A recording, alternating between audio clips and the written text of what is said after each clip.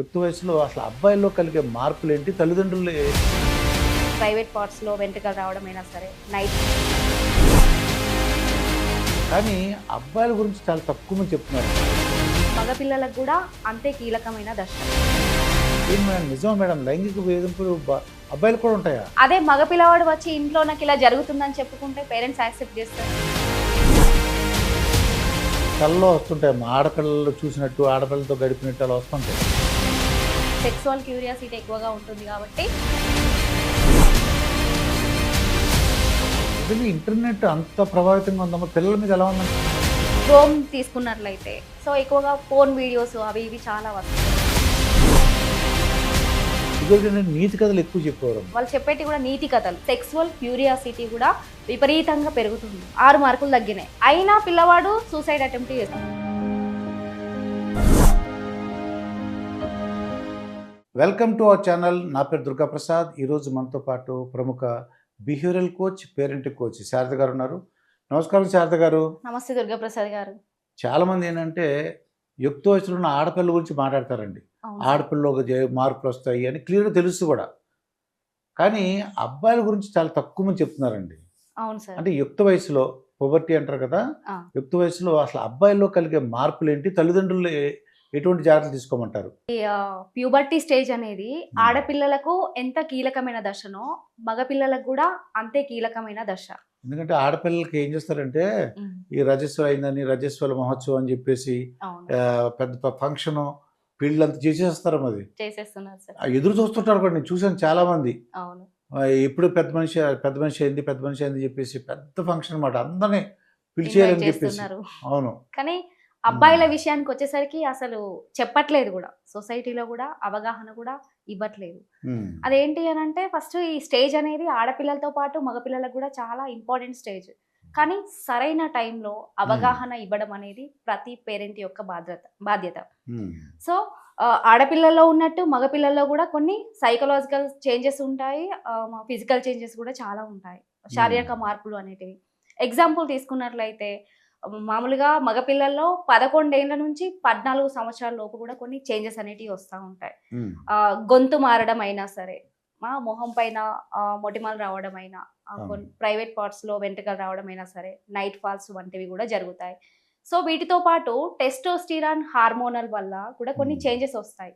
కోపం, ఆవేశం and sexual curiosity కూడా విపరీతంగా పెరుగుతుంది.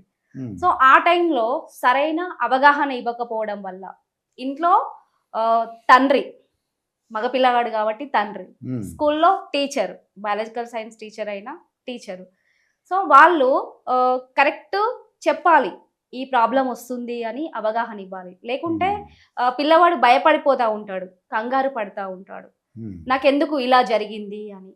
సో పెద్ద అయిన తర్వాత ఇది ఇలానే నిర్లక్ష్యం చేస్తే, కరెక్ట్ అవగాహన అవేర్నెస్ కనుక ఇవ్వకపోతే వ్యసనాలకు బానిసవ్వడం జరుగుతూ ఉంటుంది. అందుకే ఏంటి అని అంటే ప్రతి పేరెంట్ యొక్క బాధ్యత వాళ్ళకు అవేర్నెస్ ఇవ్వడం అనేది. తండ్రి ఫ్రెండ్ లాగా మారి అవగాహన ఇవ్వాలి సార్, ప్రతి అబ్బాయికి కూడా, ప్రతి పిల్లవాడికి. అంటే మీరు చెప్పినట్టు పింపుల్స్ వస్తాయి, గొంతులో మార్పు వస్తుంది, కోపం ఎక్కువ ఉంటుంది, ఫ్రెండ్స్ చెప్పింది వింటుంటాడు. అవును సార్. అమ్మ నాన్న చెప్పిన కన్నా ఫ్రెండ్స్ చెప్పింది ఎక్కువ వింటూ ఉంటారు. ఎక్కువ కొత్త మీరు అన్నట్టు కొత్త విషయాలు, అంటే లైంగిక విషయాలను తెలుసుకోవాలనుకుంటూ కూడా అమ్మాయి అవతల అమ్మాయి గురించి తెలుసుకోవాలనో అలవైపు చూడటం కానీ, అందరూ అని కాదు, కొంతమందిలో ఉండటానికి అవకాశం ఉంది. అలాగే పింపుల్స్ అంటే ఎక్కువగా స్వీట్లు తినటం వల్ల లావుగా ఉండటం, లావు అవుతారు కొంతమంది. ఇవన్నీ మనం గ్రహించుకుని ఒంటరిగా ఉండటానికి ఎక్కువగా ఇష్టపడుతుంటారు. నేను కూడా అబ్జర్వ్ చేశాను. ఎక్కువ మంది అమ్మ నా కలవకుండా ఎక్కువగా పక్కకి వెళ్ళటం, లేదా ఒంటరిగా ఉండడానికి ఇష్టపడటం, రూమ్ సెపరేట్. పూర్వం అంటే సెపరేట్ రూమ్స్ లేవు, అందరూ కలిపి పడుకునేవాడు. పిల్లలందరూ 5-6 పిల్లలు అంటే అందరూ కలిపి పడుకోవడమే. ఇప్పుడు అలా కాదు, కొద్దిగా డబ్బులు ఆర్థిక పరిస్థితి బాగుంటుంది కాబట్టి వేరే రూమ్ ఉంటుంది, ఎవరి రూమ్ వాళ్ళకే సెపరేట్ ఉంటుంది. ఇండివిజువాలిటీ కూడా ఎక్కువ అయిపోయింది కాబట్టి ఎవరి రూమ్ లో వాళ్ళు ఉంటున్నారు. దానివల్ల అంటే ఎటువంటి జాగ్రత్తలు తల్లిదండ్రులు కూడా వాళ్ళతో ఎక్కువ స్పెండ్ చేయటం. ఇప్పుడు ఆ టైంలో ఏమవుతుందంటే అమ్మా నాన్నలు డబ్బులు సంపాదించే దాంట్లో ఉంటారమ్మా, టైం పిల్లలకి స్పెండ్ చేయరు, ఇవ్వడానికి అవకాశం ఉండదు. లేకపోతే ఇప్పుడు అమ్మా నాన్నలు ఇద్దరు కూడా వర్క్ చేస్తున్నారు, దాంతో ఏమవుతుందంటే పిల్లలు మాకు మా అమ్మ నాన్న నాతో స్పెండ్ చేసినంత టైము ఉండట్లేదు. ఇప్పుడు ఈ జనరేషన్ పిల్లలు ఉండట్లేదు. కానీ స్పెండ్ చేయాలి. పేరెంట్స్కి ఏమనిపిస్తుంది అంటే మా పిల్లల భవిష్యత్తుకు బాగుండాలనే కదా మేము వాళ్ళ కొరకు కష్టపడుతుంది, ఇంతకంటే ఏం కావాలి ఇంకా అని వాళ్ళు అనుకుంటారు. కానీ పిల్లలు ఏమనుకుంటారు, కంపల్సరీ పేరెంట్ తో వాళ్ళు టైం స్పెండ్ చేయాల్సింది ఉండట్లేదు అని వీళ్ళకి ఒక రకమైన లోటు అనేది ఏర్పడుతుంది. ఇంకా ఈ అబ్బాయి వాళ్ళ ఫ్రెండ్సే ఉన్నారు అనుకోండి, వాళ్ళు పేరెంట్స్ పిల్లలతో బాగా స్పెండ్ చేస్తున్నారు. కానీ ఈ అబ్బాయితో మాత్రం వాళ్ళ పేరెంట్స్ బాగా బిజీ అయిపోయి ఇద్దరు సంపాదనలో పడి అబ్బాయిని ఎక్కువగా పట్టించుకోకపోవడం వల్ల కూడా ఫ్రెండ్స్ మీద అండ్ ఇంటర్నెట్ మీద ఎక్కువగా, ఫోన్ మీద ఎక్కువగా డిపెండ్ అవుతున్నారు. అలా ఇంకోటి ఏంటంటే వీళ్ళు మోటార్ సైకిల్ కూడా ఎక్కువగా నడపడానికి ఇష్టపడతారమ్మా. అవును సార్. లైసెన్స్ ఉండదు. ఇప్పుడు చాలా రీసెంట్ గా మినిస్టర్ గా పెద్ద పెద్ద పొలిటీషియన్ అబ్బాయి పిల్లలు కూడా గొడవలు అయినాయి, యాక్సిడెంట్ అవుతుంది, అన్ని కూడా గొడవలు. ఇది అర్థం చేసుకుని పేరెంట్స్ వాళ్ళతో అవేర్నెస్ తీసుకొచ్చి నీకు అప్పుడే వద్దు, నీకు 18 ఏళ్ళు నిండలేదు, లైసెన్స్ లేదు చెప్పాల్సింది సార్. అది చిన్నప్పటి నుండే ఫ్రెండ్స్ తల్లిదండ్రులు ఫ్రెండ్స్ లా మారి చెప్పాలి. ఇప్పుడు మనం చూసినట్లయితే దాదాపు ఎక్కువగా యాక్సిడెంట్స్ అవుతున్నాయి టీనేజ్ అబ్బాయిలకి. 20 ఏళ్ళు కూడా ఉండట్లేదు, చాలా మంది యాక్సిడెంట్ లో చనిపోతున్నారు.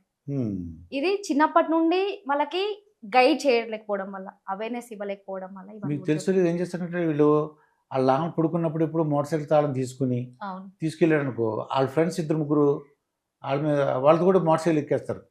వీళ్ళుంటే ఈ మోటార్ సైకిల్ వాళ్ళకి ఇచ్చేస్తాడు. వాళ్ళకి క్యూరియాసిటీ ఎక్కువ ఉంటుంది సార్, మనం ఏదైతే వద్దంటామో అదే చేయాలనుకుంటారు. మళ్ళీ ఏజ్ అలాంటిది కాబట్టి కంపల్సరీ బండి నడపాలి అనేటివి ఎక్కువగా ఉంటాయి మగ పిల్లలకి.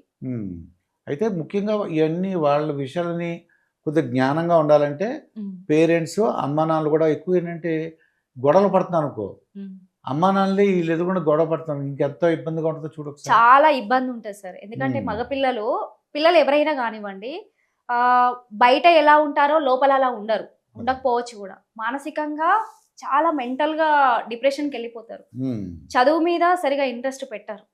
వాళ్ళు పెట్టే ఏవైనా కానీ వాళ్ళు చేసే పనుల మీద ఇంట్రెస్ట్ అనేది పోతుంది. బిహేవియర్ చాలా చేంజెస్. భార్య భర్తలు గొడవలు ఉన్నా కూడా ఎస్పెషల్లీ అబ్బాయిలు ఎదుర్కొంటారు. పిల్లల ముందు పెట్టుకోవద్దు. వాళ్ళ పర్సనల్ గా ఎన్నైనా, ఎందుకంటే ఇవాళ భార్య భర్తలు గొడవ పెట్టుకుంటే రేపు కలిసిన వాళ్ళు చాలా మంది ఉంటారు.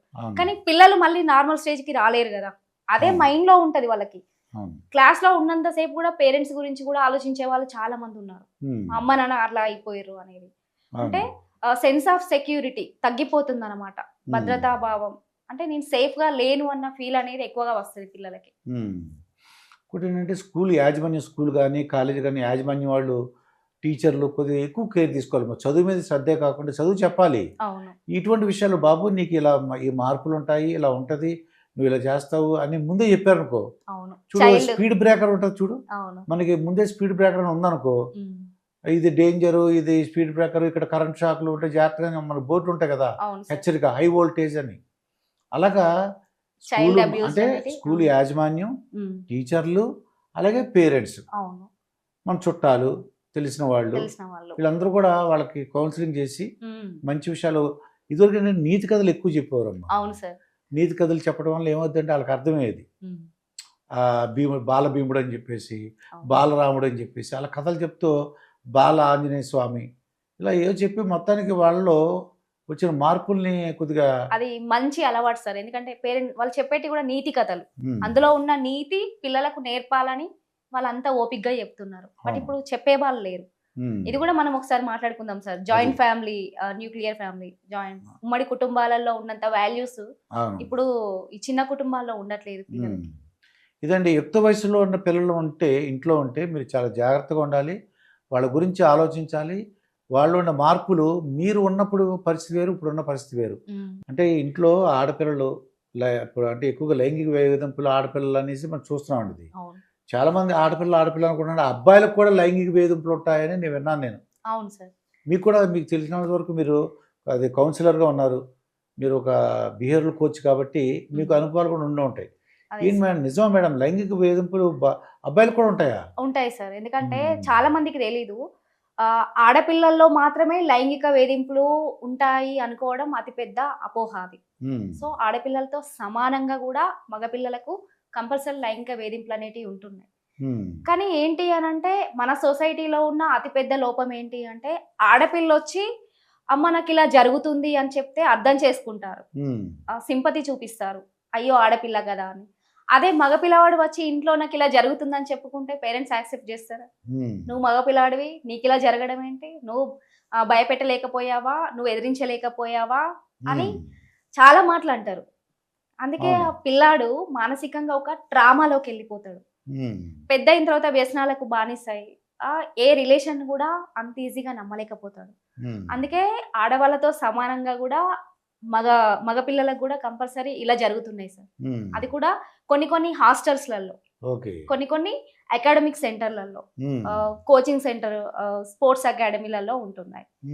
అంటే ఇక్కడ మనము హాస్టల్ వాళ్ళనో మేనేజ్మెంట్ వాళ్ళనో తప్పు పట్టడానికి వీలు లేదు.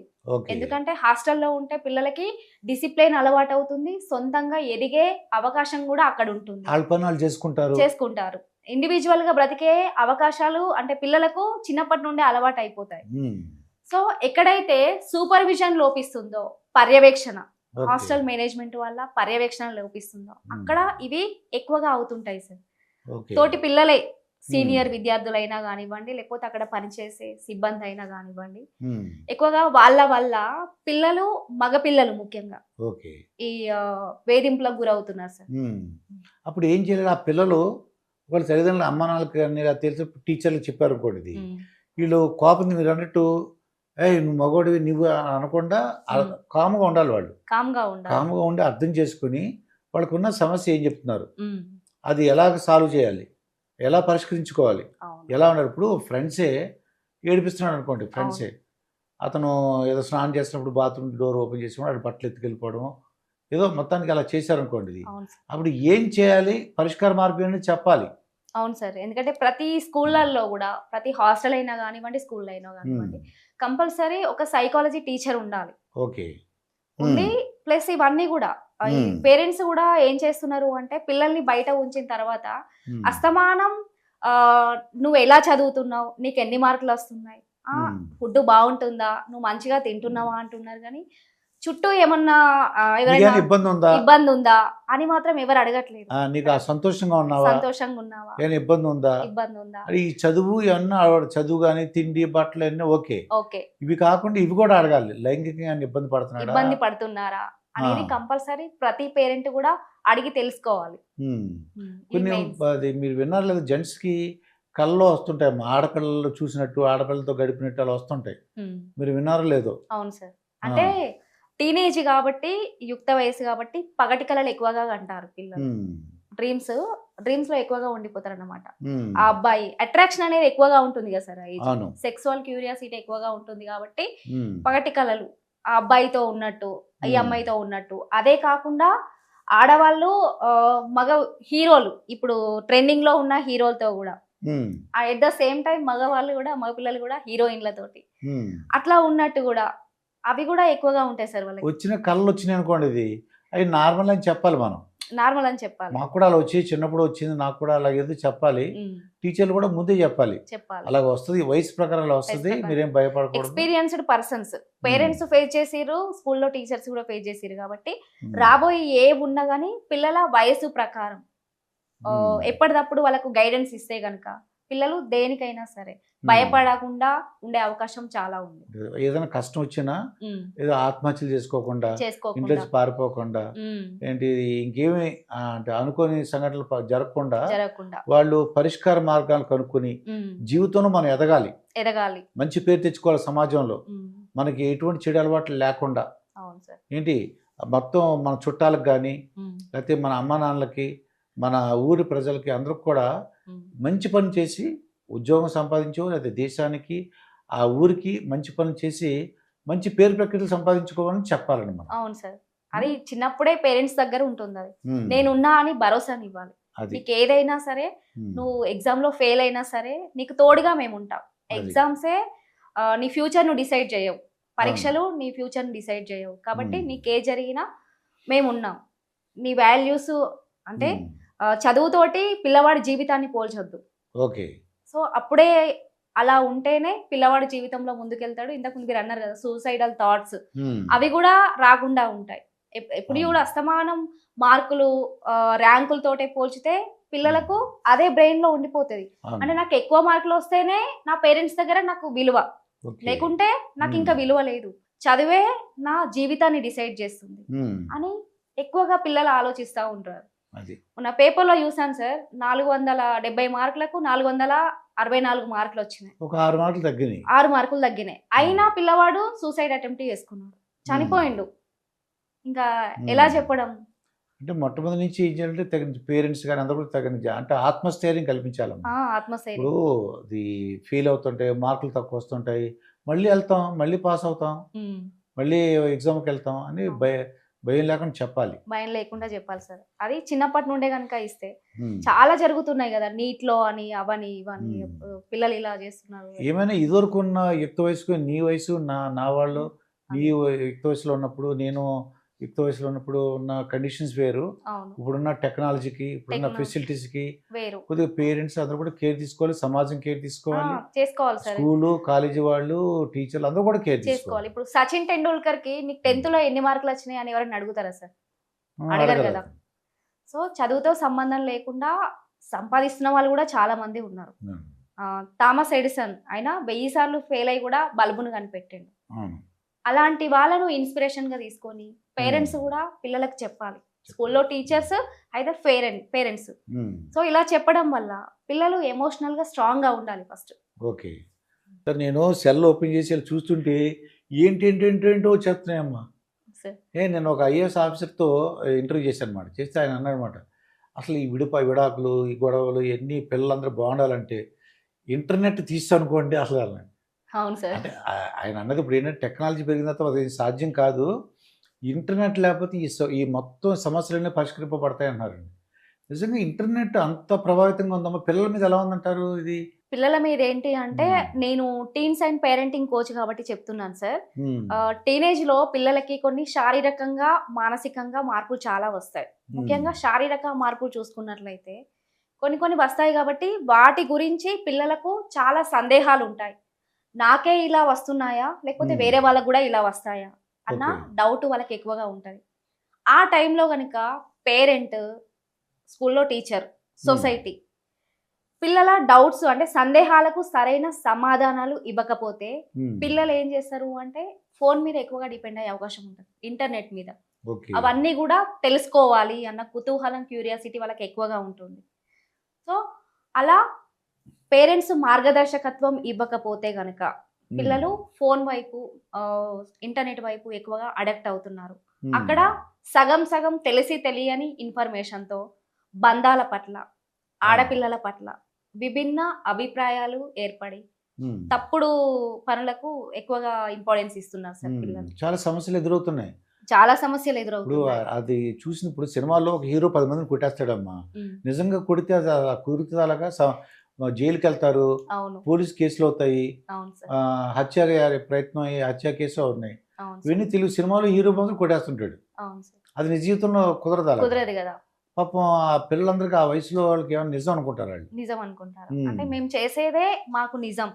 ఆ టైంలో ఏంటి అంటే పిల్లలు, టీనేజ్ లో ఉన్న పిల్లలు మంచి వైపు వెళ్ళాలన్నా చెడు వైపు వెళ్ళాలన్నా వాళ్ళకు ఒక కరెక్ట్ మెంటర్ గైడెన్స్, అవేర్నెస్ అనేది కావాలి. ఆ టైంలో వాళ్ళని పట్టించుకోకపోతే ఇంకా వాళ్ళు ఏది కావాలన్నా వాళ్ళ చేతిలోనే ఉంటుంది. సో అందుకే ఏంటి అని అంటే కంపల్సరీ పిల్లలకి ఒకవేళ మొబైల్ ఫోన్ ఇచ్చినా డిజిటల్ హైజీన్ గురించి కూడా నేర్పించాలి.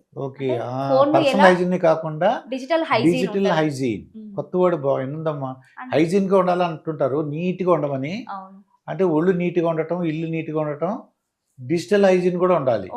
ఎందుకంటే ఫోన్ ఇచ్చే ముందు పిల్లలకి పేరెంట్స్ ఫోన్ ఇచ్చే ముందు ఎలా యూజ్ చేయాలి ఫోన్ ని, ఎందుకంటే అందులో ఫోన్ ఓపెన్ చేస్తే అన్ని వస్తాయి.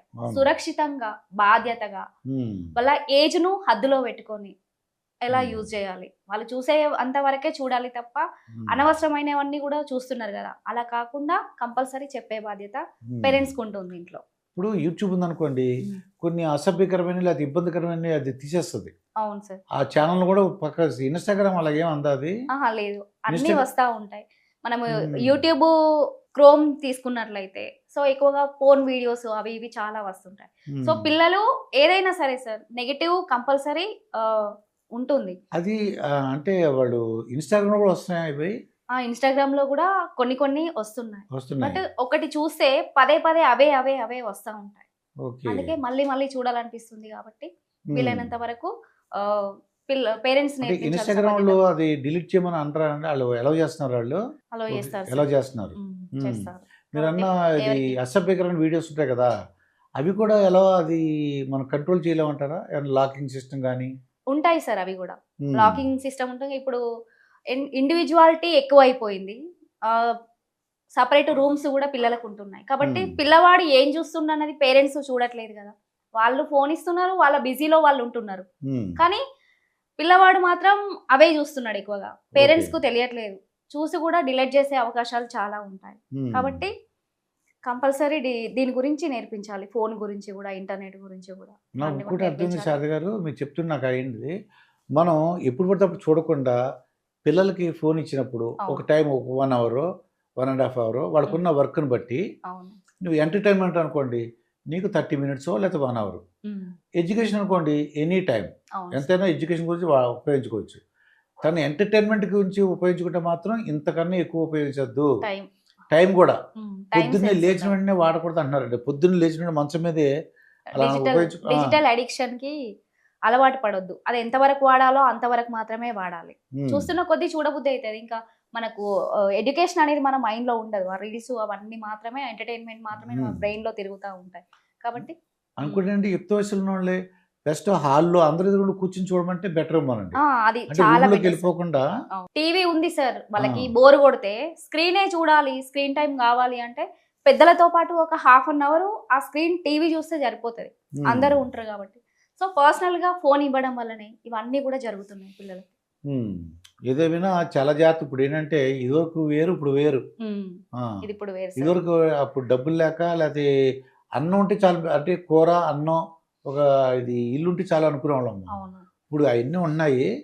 పిల్లలు దారి తప్పకుండా ఉండాలని కొత్త బాడీ అన్నం కూర ఎన్నితో పాటు పిల్లలు ప్రైమరీ నీడ్స్తో పాటు పిల్లలు కూడా చక్కగా వాళ్ళు తర్ఫీదు పొందాలి, డిసిప్లిన్గా ఉండాలి, సమాజానికి ఉపయోగపడేలా ఉండాలి, అమ్మా నాన్నల దగ్గర జాగ్రత్తగా ఉండాలి. అంటే దేశానికి ఉపయోగపడేలాగా ఉండాలని మనం కోరుకుంటున్నాం. ఇంకా మగపిల్లల విషయానికి వస్తే ఏంటి అంటే ఆడపిల్లలు చెప్తా ఉంటారు గుడ్ టచ్, ఏది గుడ్ టచ్ ఏది బ్యాడ్ టచ్ అని ఆడపిల్లలకు చెప్తారు కానీ మగపిల్లలకు చిన్నప్పుడు చెప్పరు, ఏ పేరెంట్స్ కూడా చెప్పరు. బట్ ఇక్కడ ఏంటి అంటే నో జెండర్ డిస్క్రిమినేషన్ లేకుండా ఆడపిల్లలతో సమానంగా కూడా మగపిల్లలకి చెప్పాలి ఏది గుడ్ టచ్ ఏది బ్యాడ్ టచ్. ఈ లైంగిక వేధింపులు మగపిల్లల్లో కూడా జరుగుతున్నాయి కాబట్టి సో దాంతో పాటు ఓపెన్ డోర్ భరోసా ఇవ్వాలి. అంటే ఏం జరిగినా మేము ఉన్నాం నీ వెనుక, మేము తిట్టము, నిన్ను అర్థం చేసుకుంటాం అని పిల్లవాడికి ఒక బలమైన నమ్మకం పేరెంట్స్ కలిగించాల్సి ఉంటది. సో ఇంకా బయట ఉన్న పిల్లలు ఉంటారు కదా సార్, ఇంతకుముందు అనుకున్నాం హాస్టల్ అకాడమీస్ లో బయట ఉన్న పిల్లలతో రెగ్యులర్ టాక్ అనేది ఉండాలి. చదువు గురించి, మార్కుల గురించి, ఫుడ్ గురించే కాకుండా నీ చుట్టూ ఏమన్నా ఇబ్బందులు ఉన్నాయా, అట్మాస్ఫియర్ ఎట్లా ఉంది, ప్రశాంతంగా ఉందా అనేది కూడా పేరెంట్స్ కంపల్సరీ తెలుసుకోవాలి. ఇంకొక విషయం ఏంటి అని అంటే పిల్లల బిహేవియర్ ని అబ్జర్వ్ చేయాలి. అంతవరకు బాగా యాక్టివిటీస్ లో పాల్గొంటున్నాడు, అటు వెళ్తున్నాడు ఇటు వెళ్తున్నాడు, స్కూల్స్కి వెళ్తున్నాడు, హాస్టల్కి వెళ్తున్నాడు, బట్ ఇప్పుడు ఎందుకు వెళ్ళడానికి ఇబ్బంది పడుతుండు పిల్లవాడు అనేటివి కూడా వాళ్ళ బిహేవియర్ లో కూడా చిన్న చిన్న చేంజెస్ వస్తాయి. అప్పటి నుండి చాలా ఇంట్రెస్ట్ తో ఇష్టంతో చేసిన పనులు ఇప్పుడు చేయలేకపోతుండు అంటే రీజన్ ఏంటి అని, అది కూడా ఏంటి అని అంటే సైకలాజికల్ గా ఆలోచించి ఈజీగా తీసుకోకుండా, లైట్ తీసుకోకుండా, కేర్లెస్ గా ఉండకుండా కౌన్సిలర్ దగ్గర కూడా చూపించాలి. దాన్ని కూడా అబ్బాయితో కూడా మాట్లాడాలి. 1000 కళ్ళతో చూస్తూ అంటే మనకి ఇటువంటి ఎడిక్షన్ ఇటువంటి తగ్గాలంటే వాళ్ళ పిల్లల్ని ఆడించడం కానీ, బుక్ రీడింగ్ ఒకటి హెల్ప్ చేస్తుంది. బుక్ రీడింగ్ కాన్సన్ట్రేషన్ చాలా బాగుంటుందట. తనకి ఏదైనా షాప్స్ తీసుకెళ్ళి, లైబ్రరీ తీసుకెళ్ళి మంచి బుక్స్ కొనుక్కొని నీకు ఇష్టమైన ఏదైనా టాపిక్, సైన్స్ అవ్వచ్చు, ఆర్ట్స్ అవ్వచ్చు, స్పోర్ట్స్ అవ్వచ్చు, నీకు ఏదైతే అది ఇష్టం ఆ బుక్ కొనుక్కోమని చెప్పడం. టెక్నాలజీ వచ్చిన తర్వాత అసలు పిల్లల్లో బుక్ రీడింగ్ తగ్గిపోయింది. ప్రతి ఒక్కటి క్లాసెస్ ఆన్లైన్ లో ఉంటున్నాయి, గూగుల్లో ఉంటున్నాయి కాబట్టి బుక్ రీడింగ్ అనేది తగ్గిపోతుంది. ఇది కూడా మంచి అలవాటు. కాన్సన్ట్రేషన్ అంతా బుక్ మీదనే ఉంటది, చదవడం పిల్లవాడికి అలవాటు అవుతుంది. అవును, దానివల్ల కాన్సన్ట్రేషన్ పెరుగుతుంది, క్రియేటివిటీ కూడా పెరుగుతుంది. అవును సార్. ఇప్పుడు ఫారెస్ట్ అన్నాం కానీ ఏంటి ఫారెస్ట్ లో ఎలా ఉంటది, అక్కడ పుల్లు ఉన్నట్టు, జింకలు ఉన్నట్టు, ఉన్నట్టు వర్షం వచ్చినట్టు, ఏదో చెట్టు పడిపోయినట్టు అలా ఊహించుకుంటారంట. ఎక్కువగా బుక్స్ కి మీరు అన్నట్టు ఇంపార్టెన్స్ ఇవ్వాలి. అది. ఆన్లైన్ క్లాస్ చూస్తాడు, అదొక హాఫ్ అన్ అవర్ చూస్తాడు కావచ్చు, Hmm. తర్వాత ఏం చూస్తారు అనేది మనకు తెలియదు కదా. అవును. అదే బుక్ అయితే కంటిన్యూస్ గా చదువుకుంటూ పోతాడు. ఓకే. కాబట్టి వీటికి ఎక్కువగా ఇంపార్టెన్స్ Hmm. ఇవ్వాలి. చాలా మంచి విషయాలు. అంటే ఇంటర్నెట్ మీరు అన్నట్టు ఇందాక ఓ విషయం చెప్పినట్టు కాదు. కత్తి ఉందనుకో అమ్మ, మంచిగా ఉపయోగించుకోవచ్చు, చెడుకు ఉపయోగించుకోవచ్చు. ఉపయోగించుకోవచ్చు, ఫ్రూట్స్ కట్ చేసుకోవచ్చు, వెజిటబుల్ కట్ చేసుకోవచ్చు, గాయాలు చేసుకోవచ్చు. గాయాలు చేసుకోవచ్చు. అలాగా ఇంటర్నెట్ అనేది మంచిగా చెడుగా ఉంది, కానీ మనం మంచిగా ఉపయోగించుకునేలాగా చూసుకోవాలి. అవును మన సార్. పిల్లలు అభివృద్ధిలోకి రావాలి, 1000 కళ్ళతో అబ్జర్వ్ చేస్తూ వాళ్ళ అభివృద్ధిలోకి వచ్చేలా చూడటం అంతే. అవును సార్. ఇదండి శారద గారితో జరిగిన ఇంటర్వ్యూ. మరొక ఇంటర్వ్యూతో మీ ముందు ఉంటాను. మీ మాస్టర్ దుర్గాప్రసాద్. నమస్తే.